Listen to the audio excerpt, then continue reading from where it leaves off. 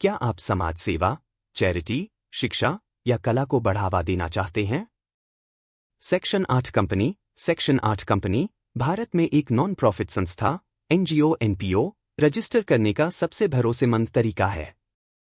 इस वीडियो में हम आपको 2025 में नए स्पाइस प्लस पोर्टल पर सेक्शन 8 कंपनी रजिस्टर करने का पूरा to Z process step by step समझाएंगे। इस वीडियो में आप जानेंगे सेक्शन 8 कंपनी क्या होती है, इसके लिए न्यूनतम क्या क्या चाहिए, मिनिमम रिक्वायरमेंट्स, नेम अप्रूवल कैसे लें, सबसे जरूरी लाइसेंस के लिए फॉर्म INC 12 कैसे भरें, spice Plus part P form और सभी जरूरी डॉक्यूमेंट्स, रजिस्ट्रेशन के बाद क्या करें।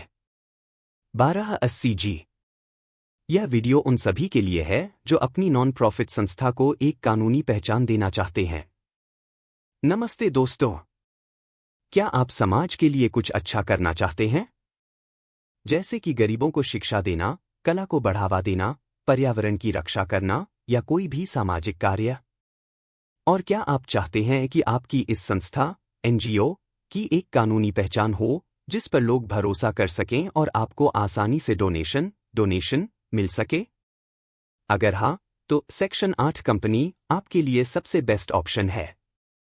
आज इस वीडियो में मैं आपको बताऊंगा कि आप 2025 में एक सेक्शन 8 कंपनी घर बैठे ऑनलाइन कैसे रजिस्टर कर सकते हैं। सेक्शन 8 कंपनी क्या है? शुरू करने से पहले 1 मिनट में समझते हैं कि यह है क्या। सेक्शन 8 कंपनी कंपनीज एक्ट 2013 के तहत रजिस्टर होती है।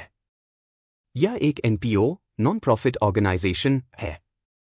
इसका मुख्य उद्देश्य पैसा कमाना नहीं, बल्कि अपने उद्देश्यों जैसे चैरिटी, शिक्षा, विज्ञान, कला को बढ़ावा देना होता है।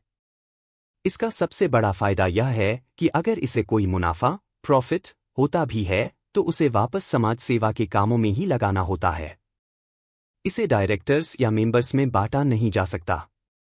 न्यूनतम आवश्यकताएं मिनिमम रिक्वायरमेंट्स। रजिस्ट्रेशन शुरू करने से पहले आपके पास ये चीजें होनी चाहिए। कम से कम 2 director private limited section 8 company के लिए, पब्लिक के लिए 3, कम से कम 2 मेंबर डायरेक्टर और मेंबर एक ही हो सकते हैं।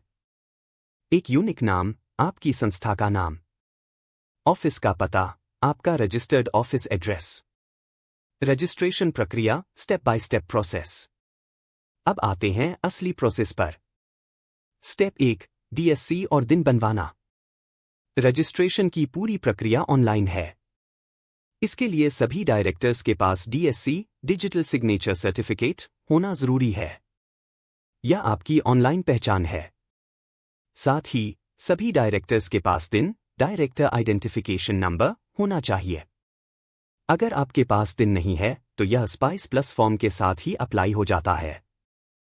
नाम का approval spice Plus part A।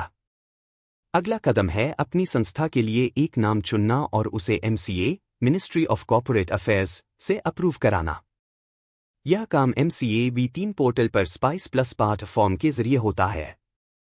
जरूरी बात, सेक्शन 8 कंपनी के नाम के अंत में foundation, forum, association, chambers, confederation, council जैसे शब्द होने चाहिए।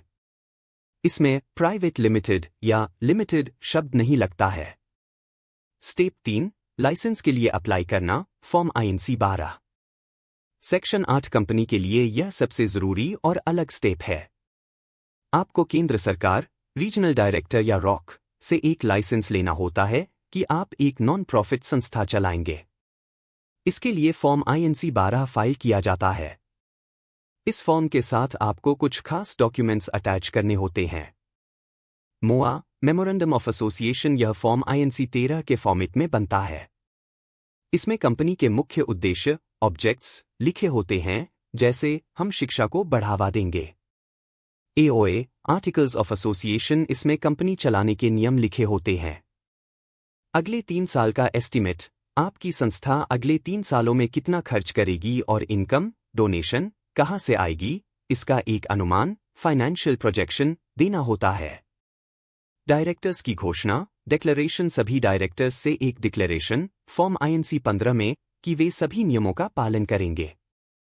Step 4 final incorporation form Spice Plus part B. जैसे ही आपको लाइसेंस INC 12 का अप्रूवल मिल जाता है या आपके ईमेल पर आता है, आपको 7 दिनों के अंदर फाइनल रजिस्ट्रेशन के लिए Spice Plus part B form भरना होता है। इस फॉर्म में आप कंपनी की बाकी सभी डिटेल्स भरते हैं, जैसे कंपनी का रजिस्टर्ड ऑफिस एड्रेस, सभी डायरेक्टर्स और मेंबर्स की पूरी जानकारी, अधिकृत पूंजी ऑथोराइज्ड कैपिटल। इसके साथ ही अजाइल प्रोएस फॉर्म भी भरा जाता है, जिससे आपको कंपनी का पैन, टैन, बैंक अकाउंट और GST अगर जरूरी हो एक साथ मिल जाता है। Step 5 certificate of incorporation COI। जब आपके सभी फॉर्म्स और डॉक्यूमेंट्स वेरीफाई हो जाते हैं, तब रजिस्ट्रार ऑफ कंपनीज ROC आपको सर्टिफिकेट ऑफ इनकॉर्पोरेशन COI जारी कर देता है। इस सर्टिफिकेट में आपका CIN कॉर्पोरेट आइडेंटिफिकेशन नंबर लिखा होता है। सेक्शन 8 कंपनी के मामले में आपको फॉर्म INC 16 के रूप में लाइसेंस भी मिलता है। और बस, आपकी सेक्शन 8 कंपनी रजिस्टर हो चुकी है और आप अपना सामाजिक कार्य कानूनी रूप से शुरू कर सकते हैं। सेक्शन 4 रजिस्ट्रेशन के बाद क्या? दोस्तों, सिर्फ कंपनी बनाने से काम खत्म नहीं होता। रजिस्ट्रेशन के तुरंत बाद आपको इनकम टैक्स से 12 और 80G सर्टिफिकेट के लिए अप्लाई करना चाहिए। 12 से आपकी संस्था की इनकम टैक्स फ्री हो जाती है।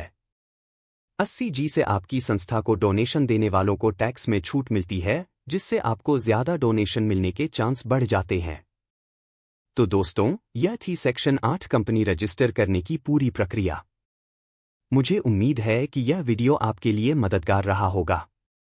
अगर आपको यह जानकारी पसंद आई हो, तो वीडियो को लाइक करें, अपने उन दोस्तों के साथ शेयर करें जो NGO शुरू करना चाहते हैं, और अगर आपका कोई सवाल है, तो नीचे कमेंट में जरूर पूछें। ऐसी ही और बिजनेस और लीगल जानकारी के लिए हमारे चैनल को सब्सक्राइब करना न भूलें।